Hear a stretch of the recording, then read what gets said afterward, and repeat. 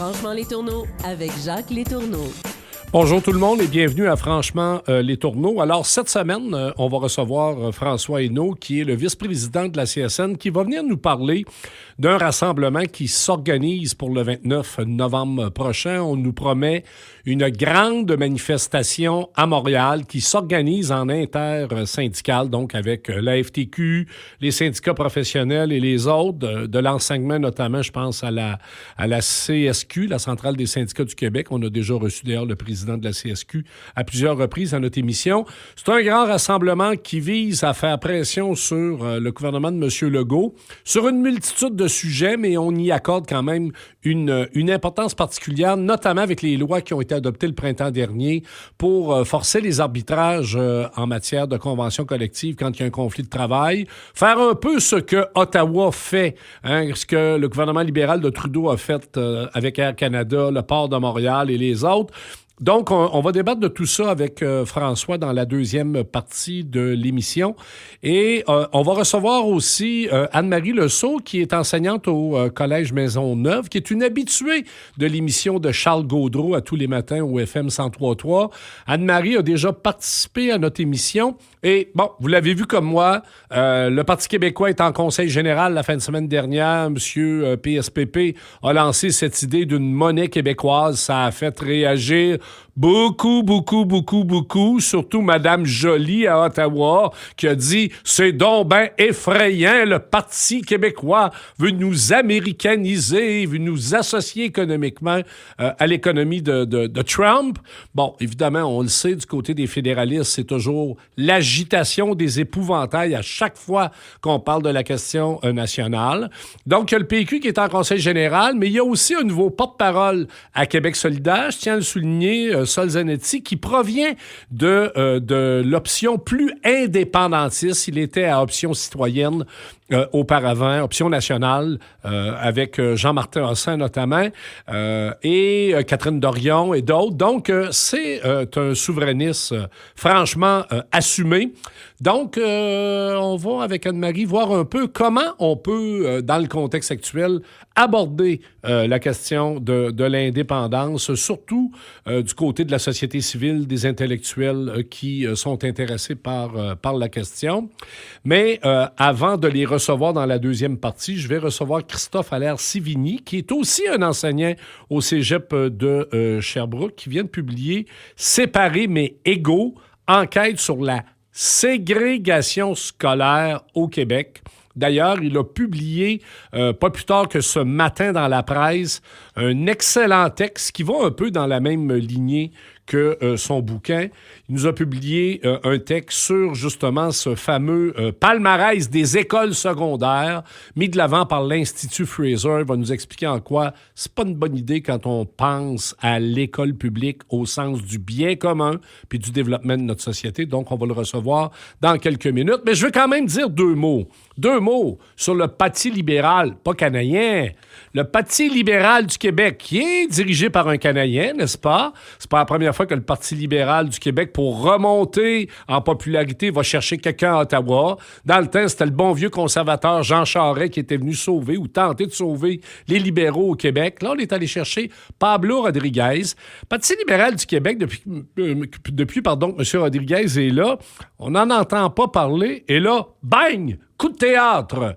Marois Risky, qui est probablement la députée la plus solide de cette opposition officielle à Québec, se fait tasser par Pablo parce que ça a l'air que Mme Risky a tassé sa chef de cabinet qui était aussi une conseillère de Pablo. Mais là, c'est le brouillard absolu. Hein?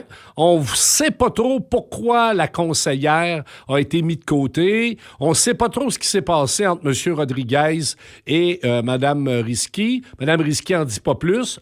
Pablo va parler, Rodriguez, cet après-midi pour s'expliquer davantage. Mais déjà, on avait sur les ondes du 98.5 à matin des informations comme quoi il y a des textos qui circulent et qu'on aurait effectivement, imaginez-vous, payé du monde pour voter pour Pablo Rodriguez. Là, je suis tombé en bas de ma chaise. Je me suis dit, voyons donc. Le Parti libéral du Québec aurait des pratiques comme celle-là, alors que il y a déjà été question de financement politique avec le Parti libéral.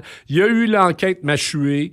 Il y a eu tout le débat sur les rapprochements entre le milieu des affaires et le Parti libéral. Puis là, on dirait que malgré ces longues années dans l'opposition, l'introspection n'a pas été forte.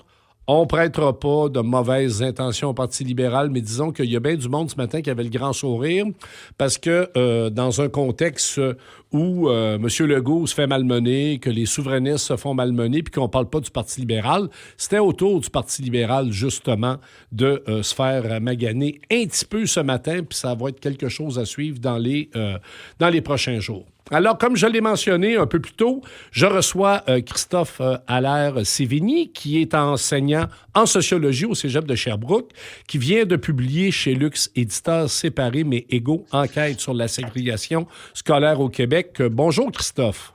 Salut Jacques, ça va bien? Ça va très bien, merci, ça va très bien. Je te lance avec une question simple. Pourquoi publier à ce moment-ci cet essai? En fait, c'est une question qui me taraude depuis plusieurs années, là. Je te dirais que j'ai commencé à m'intéresser à cette question-là à cause de trois choses. La première, c'est comme père de famille qui, quand mon plus vieux était en 5e année ou même 6e année, des collègues à moi et des amis autour de moi m'ont demandé à quel endroit j'allais l'envoyer à l'école secondaire. Et je comprenais pas très bien leur question parce que je viens d'un endroit où on choisissait pas notre école secondaire. On allait à la polyvalente de la ville. Donc, c'était le code postal qui décidait pour nous. Et là, j'apprenais avec stupéfaction l'existence d'un marché scolaire, en fait, de l'idée qu'il existe l'école publique de quartier, mais il y a des programmes particuliers ou des vocations, puis il y a aussi l'école privée qui, comme tu le sais, est fortement subventionnée. Et donc, comme parent qui a certains moyens, je me retrouvais devant des choix. Et c'est en me questionnant autour de ces questions-là, des formations professionnelles obligent, là, le sociologue se demande que s'est-il passé au cours des 20 dernières années, 30 dernières années pour que j'aie à magasiner l'école de mon enfant. Et c'est ce qui a initié mon enquête, en fait, sur la question des inégalités scolaires. Oui. Un matin, tu as publié une lettre ouverte dans la presse qui rapporte justement qu'il faut un peu se méfier de ce fameux palmarès des écoles secondaires, là. On sait que, c'est l'Institut Fraser qui, à chaque année, nous dit quelle est la bonne école secondaire, quelle est la moins bonne école secondaire. C'est en ligne droite avec ce que tu tentes de démontrer dans ton essai, c'est-à-dire que avec le temps, on a introduit pas juste une concurrence entre l'école publique et l'école privée, mais aussi entre les écoles secondaires publiques à cause de ces fameux programmes d'études sport ou autres. Oui, tout à fait. En fait, quand tu dis il faut se méfier un peu du palmarès, je dirais qu'il faut s'en méfier beaucoup parce que le palmarès, comme tu l'as si bien dit, vient de l'Institut Fraser, qui est un think tank néolibéral, qui a une mission, là, qui est en mission carrément pour la destruction des services publics. Là. C'est carrément ça. Et il participe donc depuis 25 ans à rentrer dans nos esprits, à normaliser l'idée que c'est normal de mettre les écoles en compétition les unes contre les autres et à promouvoir l'idéologie marchande dans le monde de l'éducation. Et il faut dire que cette idéologie-là, elle est en complète opposition avec les visées de l'école québécoise telle que on l'a créée à partir du rapport parent. Tout à fait. J'aimerais ça, j'ai lu avec beaucoup d'intérêt ton essai. J'ai adoré parce que moi, quand j'étais dans le mouvement syndical, mais même avant ça, j'ai toujours été un grand défenseur de l'école publique. J'ai toujours été de ceux qui disaient, le privé existe, OK, il existe, mais que les gens payent. Je trouvais que ça n'avait pas de sens qu'on consacre autant de financement pour le secteur privé de l'éducation, alors que le secteur public en général, on le sait, est sous-financé. J'aimerais ça parce que j'ai découvert quand même dans ton livre quelque chose de fort intéressant, tu fais un parallèle, toi, avec l'histoire un peu du monde de l'éducation aux États-Unis. D'ailleurs, dans ton titre, Enquête sur la ségrégation scolaire, ça fait référence aussi au phénomène de la ségrégation raciale aux États-Unis, qui après ça est devenu peut-être une ségrégation, une différenciation au sein de la classe populaire ou générale. J'aimerais ça que tu m'en jases. Oui, en fait, je vais t'avouer très franchement, quand j'ai commencé à m'intéresser à ce phénomène-là, on parlait plus d'école à trois vitesses, puis on utilise encore cette appellation-là. Guy Rocher, dans une lettre en 2017, parle de ségrégation scolaire, puis je trouve que le mot est un peu fort. Mm-hmm. Et en faisant mon enquête, je me rends compte, en questionnant des élèves, des profs, que nous sommes vraiment dans des processus ségrégatifs dans l'école. Et c'est un terme qui existe dans la littérature scientifique sur le sujet, mais c'est un terme qui est fort, comme tu le sais, parce que ça réfère effectivement à l'histoire des États-Unis. Et au lieu de m'en cacher, j'ai décidé de prendre ça à bras-le-corps puis de me dire, OK, mais on va aller voir c'était quoi les processus ségrégatifs. Puis il faut faire il faut déclarer tout de suite que je ne compare pas l'école québécoise contemporaine avec la ségrégation raciale dans le sud des États-Unis en tout point. Là, ça, c'est très important de le nommer. Ouais. Très, très important. Mais par contre, lorsqu'on s'intéresse au processus ségrégatif, on se rend compte que dans les deux cas, dans l'Amérique de Jim Crow puis la situation scolaire dans laquelle on se retrouve aujourd'hui, on prétend qu'il est possible d'être égaux tout en étant séparés. Parce que d'ailleurs, le titre de mon livre, Séparés mais égaux, est le nom d'une doctrine qui a été donnée, une doctrine légale aux États-Unis qui a justifié pendant toutes les années Jim Crow la ségrégation raciale dans le pays, pourtant qui avait proclamé l'égalité de tous. Hein, parce qu'il y a une contradiction là. Et c'est justement en défiant la ségrégation raciale dans les écoles que ultimement on a vu tomber l'ère Jim Crow aux États-Unis.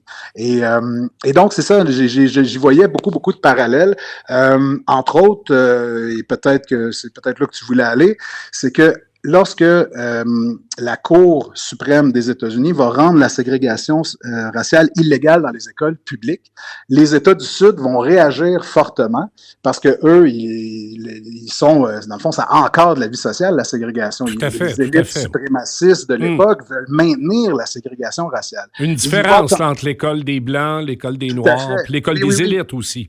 Oui, ils voulaient absolument éviter le mélange des races. Et donc, comment ils ont fait pour résister? Ils ont résisté d'abord en ne respectant pas les demandes de la Cour suprême, mais peu à peu, ils se sont rendus compte qu'ils avaient perdu la bataille au point de vue racial. C'est-à-dire la question raciale tombait aux États-Unis, et là, ils devaient trouver d'autres moyens par lesquels maintenir cette séparation-là.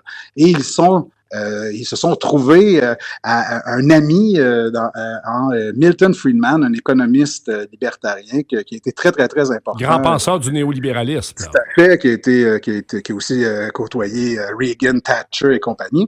Et M. Friedman, lui, proposait la privatisation totale du système d'éducation, puis la subvention aux parents pour permettre de choisir l'école de leur choix.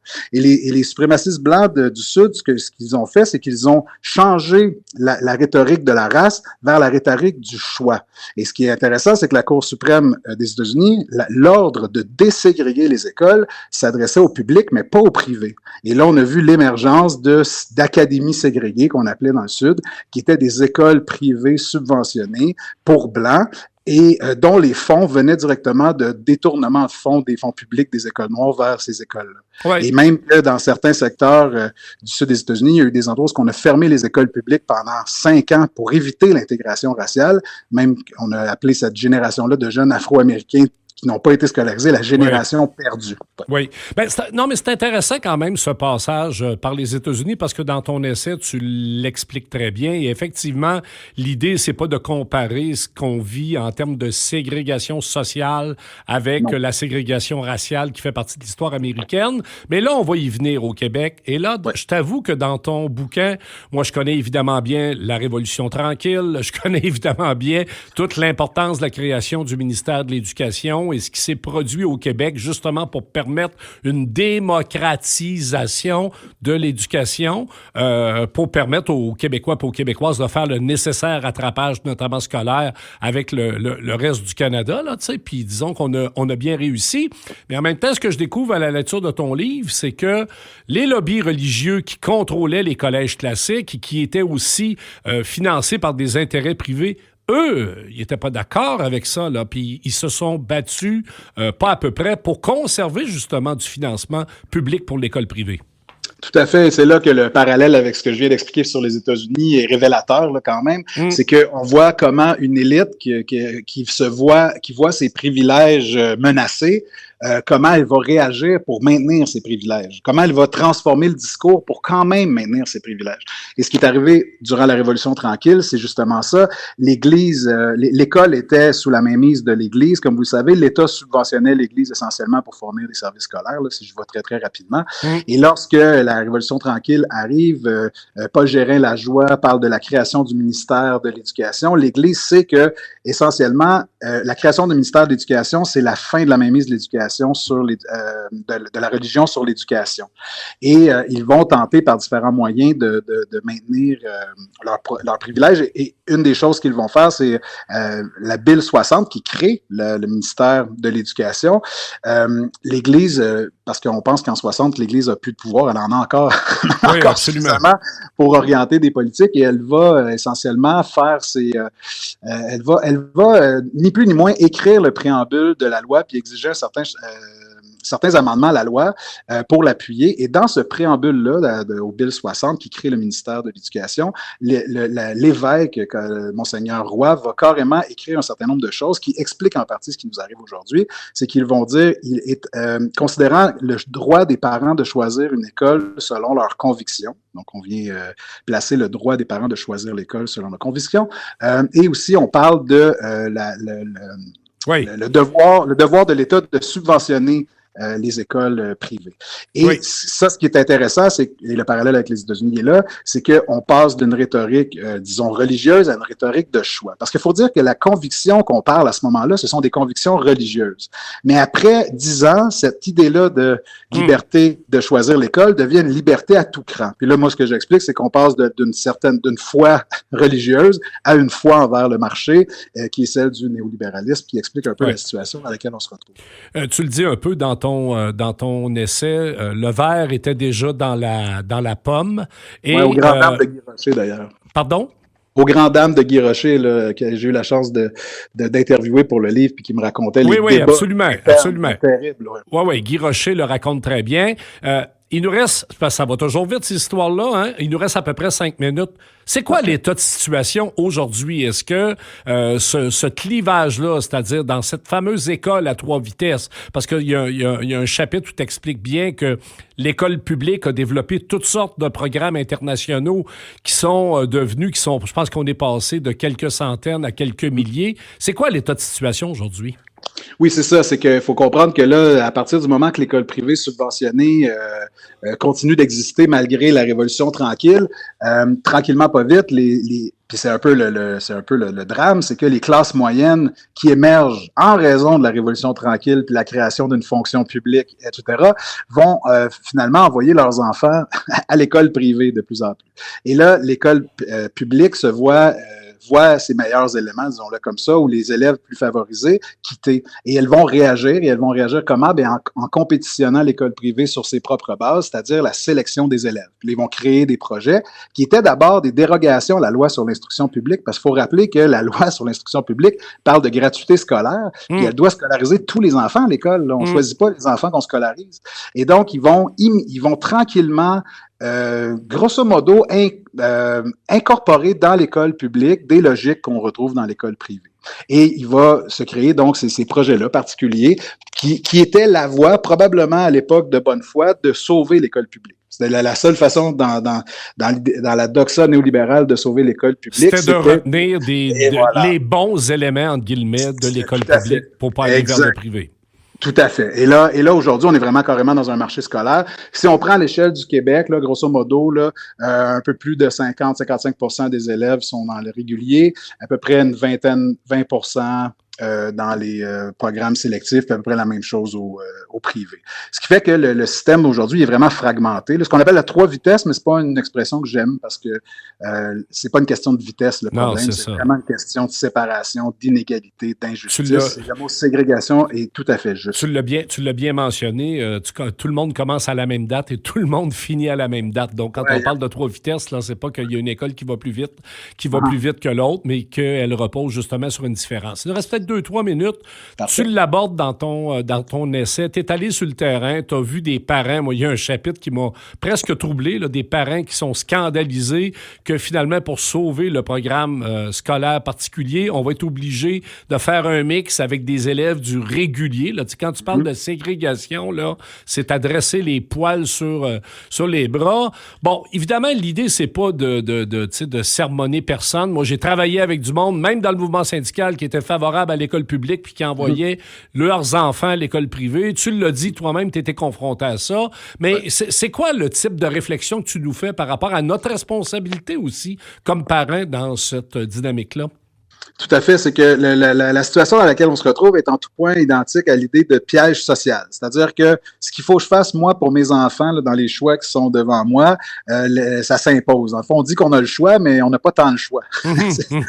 Mais bon, on va faire le choix du projet particulier ou de l'école privée si on en a les moyens, pour éviter à tout prix l'école publique. D'ailleurs, c'est comme ça qu'on me l'avait proposé à l'époque.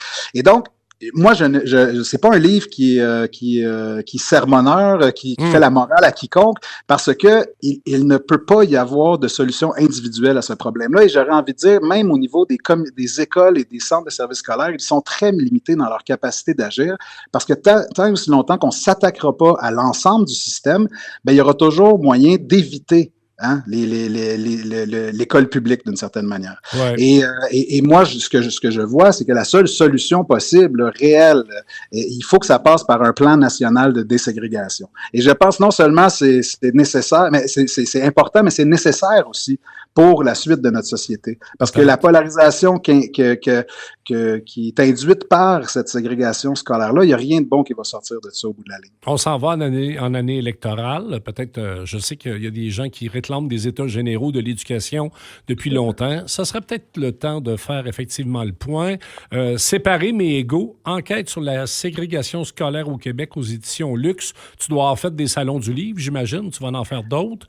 Oui, je serai à Montréal le 22 novembre, toute la journée. Christophe Allaire-Sévigny, je te remercie infiniment pour cette participation. On te souhaite bonne chance et on te réinvitera un de ces jours pour parler d'éducation. Parfait, merci Jacques, au revoir. Allez, au plaisir. Après la pause, François Hainaut, vice-président de la CSN, nous parle du grand rassemblement syndical qui se prépare pour le 29 novembre prochain. Alors, on est de retour à Franchement-les-Tourneaux et comme je l'ai dit en introduction de l'émission, on reçoit le vice-président de la CSN, François Hainaut, qui va nous parler du grand rassemblement syndical qui se prépare déjà depuis quelques semaines, qui va avoir lieu à Montréal le 29 novembre prochain. Salut François. Salut Jacques. Merci d'avoir accepté de participer à notre émission. Manifestation, rassemblement en intercentrale, pourquoi dans le contexte actuel? Bien, dans le contexte actuel, il n'y a rien qui va avec la CAQ présentement.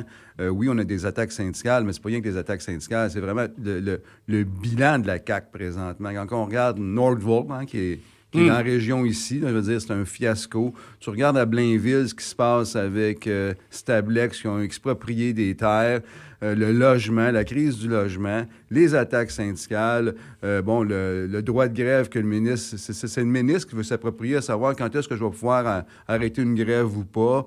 Là, les cotisations syndicales qui veulent scinder, ils veulent s'immiscer dans n'importe quoi présentement. Je pense qu'il y a un ras-le-bol de la population. Puis c'est pour ça, je veux dire, on est en intersyndical, ça va super bien. Les groupes sociaux également vont être avec nous. Il y a plein de monde qui nous appelle. Puis on espère vraiment...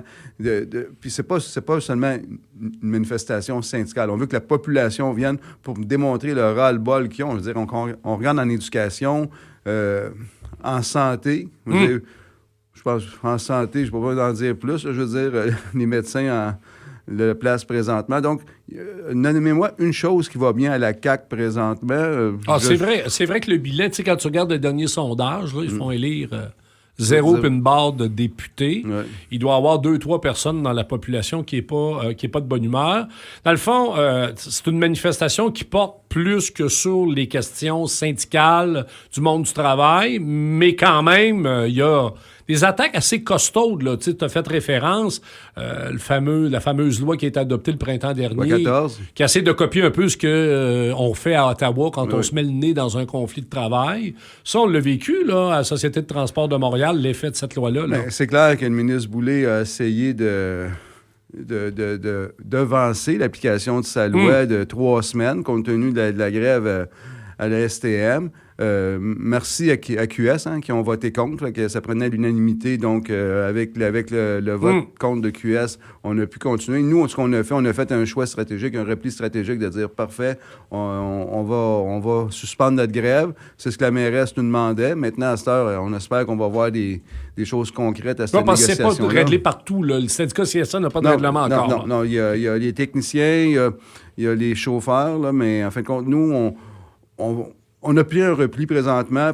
On regarde comment on va reprendre la négociation, mais on espère reprendre ça là, dans la semaine prochaine là, pour essayer de passer à autre chose. Là. Mais oui, mais c'est pas seulement ça, c'est tous les services essentiels qui vont ramener, là, en fin de compte, dans les écoles présentement. Mais c'est clair que la prochaine grève du Front commun, mais là, les services de garde, mais là, le gouvernement va dire, mais ça, c'est un service qui nuit à la population, donc les services de garde vont travailler.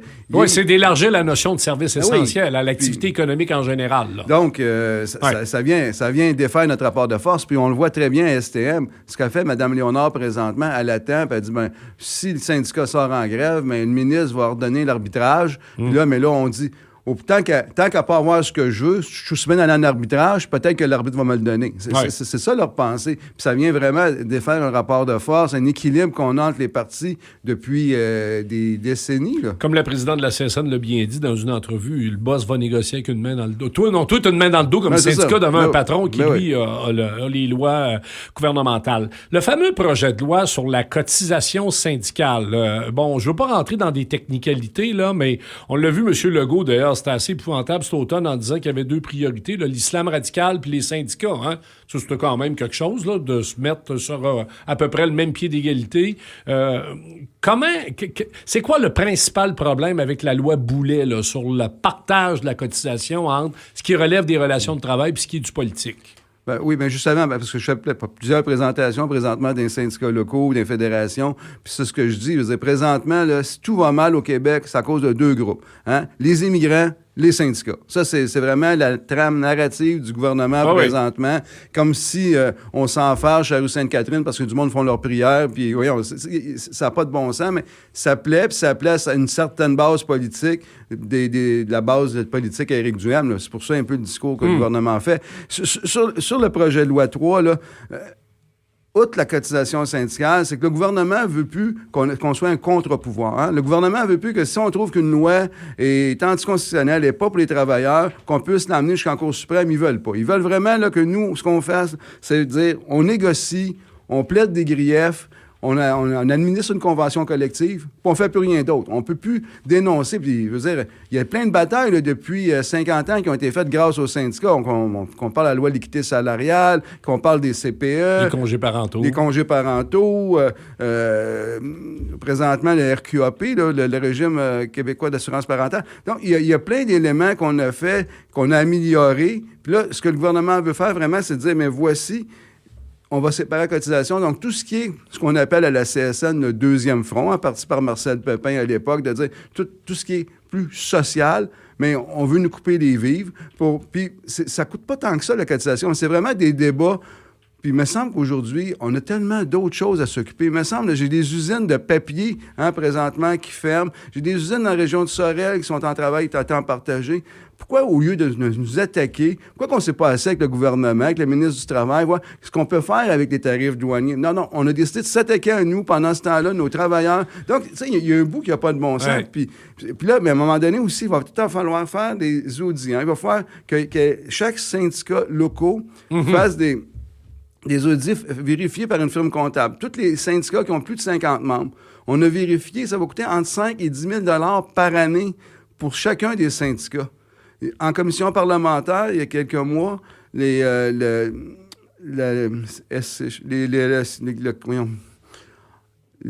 conseillers en ressources humaines du Québec étaient venus en disant il n'y a pas assez de comptables au Québec pour faire toutes les audits. Pour couvrir toutes les unions. Ouais. C'est comme... C'est vraiment... Moi, je n'ai jamais pensé voir ça. Ça fait 31 ans que je suis à CSN. Je n'ai jamais pensé voir ça. Je veux dire, c'est vraiment... On regardait ça il y a quelques années, le Right to Work aux États-Unis, là, mais on est rendu pire.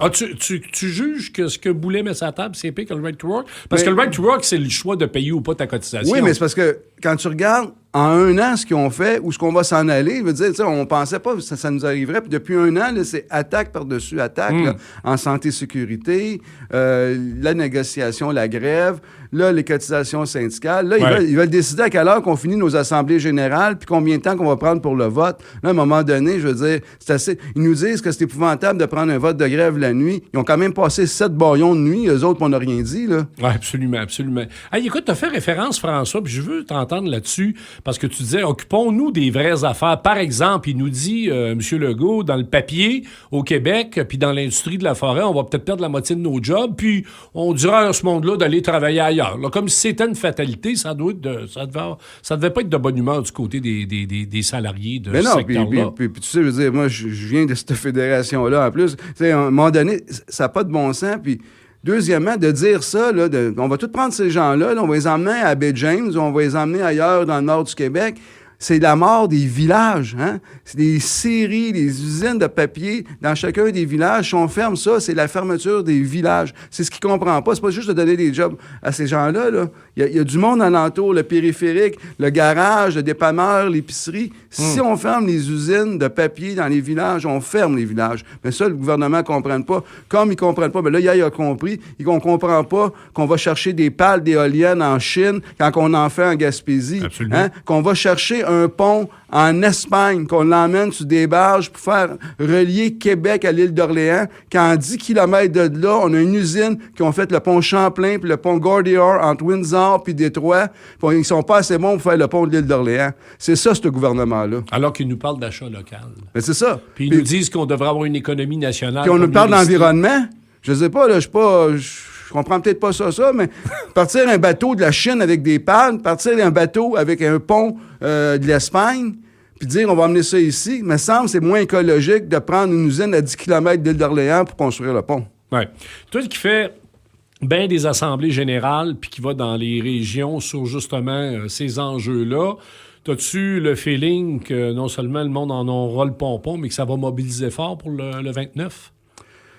Ça, c'est toujours la question qui tue. Je veux dire, il y a de la température, nos gens, je veux dire, ils sont appelés un peu partout. À date, il y a une bonne réponse. Okay. Je ne me risquerai pas sur le nombre de personnes. Non, je ne te demande pas combien, mais le monde sont interpellés, puis ils en ont ras-le-bol. C'est clair qu'il y a certains éléments qui sont, moins sexy pour les droits du travail. Ça touche pas tout le monde. Il faut vraiment expliquer. Ça a l'air d'une affaire de spécialiste. Mais il faut quand même expliquer qu'il n'y a pas juste ça.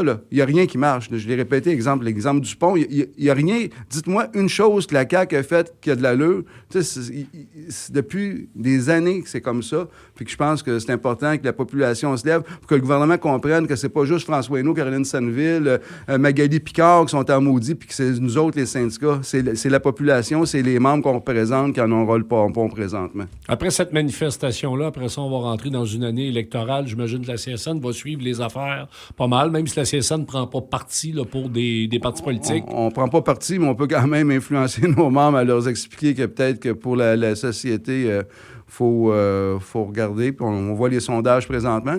Peut-être que les sondages vont changer à partir d'un matin pour les libéraux, là, mais... Donc, ça...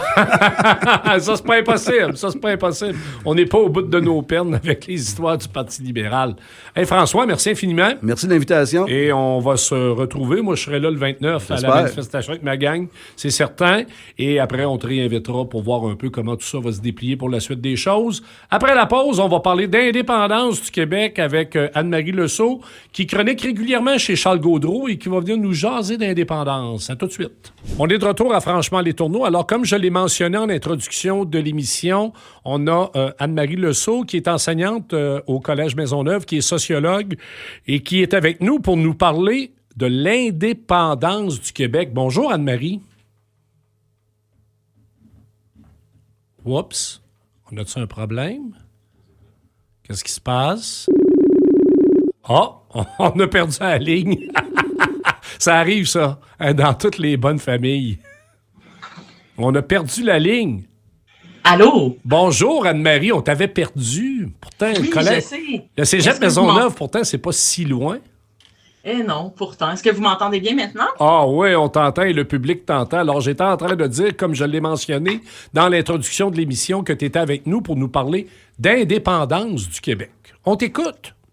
Oui, alors, l'indépendance du Québec, c'est un sujet qui revient dans le débat public, n'est-ce pas? On le voit à travers de différentes façons, de différentes manières. On a vu récemment, évidemment, on a suivi plus ou moins peut-être dans certains cas le Conseil national du PQ qui s'est achevé à Sherbrooke il y a quelques jours à peine. On a bien vu aussi l'élection de Sol Zanetti comme porte-parole à Québec solidaire, donc qui est résolument indépendantiste. Et on voit qu'il y a une certaine augmentation aussi de la popularité de cette option-là chez les jeunes, bien que ça ne se manifeste pas par un appui là, éclatant à l'indépendance, à l'idée de l'indépendance au Parti québécois, qui n'est pas le seul représentant de cette idée-là, bien sûr, mais disons que c'est dans l'air du temps. Oui, ici, tu permets, on a vu même Mme Joly à Ottawa dire que le PQ voulait nous américaniser avec l'histoire de la monnaie et du dollar. Tu sais, quand on dit qu'il y a les fédéralistes aussi qui sont bons pour acheter des épouvantails, t'as raison, c'est dans le portrait politique, pas juste à Québec, mais aussi à Ottawa. Oui, tout à fait. Et ça habite les débats publics qui ne sont pas toujours sereins, qui parfois sont intéressants et ouvrent des brèches puis des possibilités de rencontres avec des alliés, inédits ou pas. Mais il y a plusieurs raisons qui peuvent nous amener à considérer que cette option-là, l'indépendance, n'est pas vétuste et désuète, mais qu'elle est bien d'une actualité politique et culturelle très, très pertinente. En fait, j'ai envie d'évoquer peut-être une première raison et puis... Vas-y. Il y en a tellement, mais la première raison, c'est une raison qui me paraît, comme sociologue et comme citoyenne aussi, assez simple, assez la base d'un point de vue politique. Dans une perspective d'autodétermination, un peuple qui se donne la possibilité de s'autodéterminer, d'être une nation libre, c'est quand même un droit qui est intéressant en soi. Et surtout dans le contexte, évidemment, comme sociologue, ce qui nous intéresse, nous, c'est d'analyser bien souvent les rapports de force à l'intérieur d'une collectivité, d'une société. Et évidemment, on ne peut pas penser la question nationale sans penser notre propre rapport de force comme nation québécoise, comme société québécoise, qui, au sein du Canada, qui est loin d'être évident. Là. Donc, depuis, en plus, particulièrement depuis le deuxième référendum, on assiste d'ailleurs chez nos amis du Canada à un discours de consolidation de la culture canadienne qui reconnaît, oui, une nation québécoise, mais dans un Canada uni. Donc, si ce n'est que dans une perspective de rapport de pouvoir, comme réponse efficace aux défis qui s'offrent à nous, c'est-à-dire une population québécoise qui forme un peuple qui, dans un système politique canadien, ne peut exister qu'en tant que minorité ethnique, c'est en soi une option intéressante. Une première bonne raison. Oui, une première bonne raison, exact. Et une deuxième bonne raison, bien c'est sûr que dans une perspective de se réapproprier un projet social-démocrate, je n'ai pas malheureusement eu la chance d'entendre la conversation que tu as eue ou que tu auras avec Christophe Sévigny. Est-ce qu'elle a eu lieu? Oui, absolument. C'était dans la première partie de l'émission. D'accord. Donc, j'étais en classe. Je ne pouvais pas écouter ça, mais je suis sûre que ça a été fort intéressant. Donc, Christophe Sévigny, dans son ouvrage, en parle de ce projet social démocrate québécois qui était au cœur de la commission de parents et qui a mis en place un système d'éducation qui avait comme socle commun cette idée d'égalité des chances.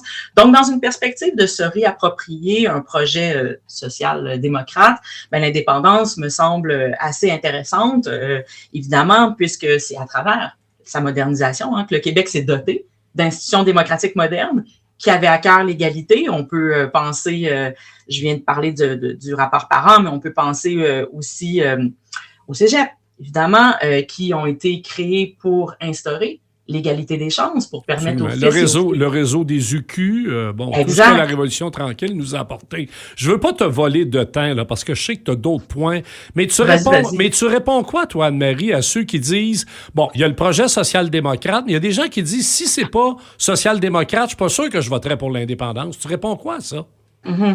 C'est sûr, au risque de me répéter quand même un peu, je comprends, je pense qu'il y a deux façons, et il y a probablement plus que deux façons de le voir, mais comme sociologue ou comme intellectuel ou comme personne qui s'intéresse aux enjeux sociaux puis aux rapports de pouvoir, en soi, ça me semble évident, là, en considérant que la place de la population québécoise dans un système que j'ai évoqué précédemment. Mais je peux aussi comprendre cette crainte-là parce que j'ai aussi, comme citoyenne engagée, qui a à cœur certaines valeurs démocratiques, il me semble aussi intéressant de considérer que sans projet de société, englobé dans cette idée de l'indépendance du Québec, ça donne une indépendance un peu sans direction, ou qui peut aller tout autant à droite, à gauche, mais si l'indépendance peut être pensée comme une force, elle peut aussi être pensée à l'intérieur d'un projet de société qui est plus... et c'est ça la particularité aussi du Québec. C'est justement, le Québec, ce n'est pas le Canada avec son pétrole et tout son rapport à l'écologie, puis à la terre, puis au territoire, qui est quand même un peu différent. Donc, un projet de société, une indépendance sans projet de société, me semble une avenue bien pauvre, bien peu intéressante, puisque OK. Écoute, il te reste 4 minutes. Tu as 3 autres points. My God. C'est toujours ça. Hein, ça dure 12 minutes. Vous le savez à chaque fois que je vous invite. Mais vas-y, c'est pour ça que je voulais pas te partir là-dessus. C'était une simple question. Ta réponse est claire. Oui, et dans une perspective, je vais y aller très, très rapidement avec les autres raisons, mais dans une perspective de préservation de la culture québécoise, plurielle, bien sûr, et de la langue française, il me semble que cette option est assez intéressante. Donc, c'est quand même...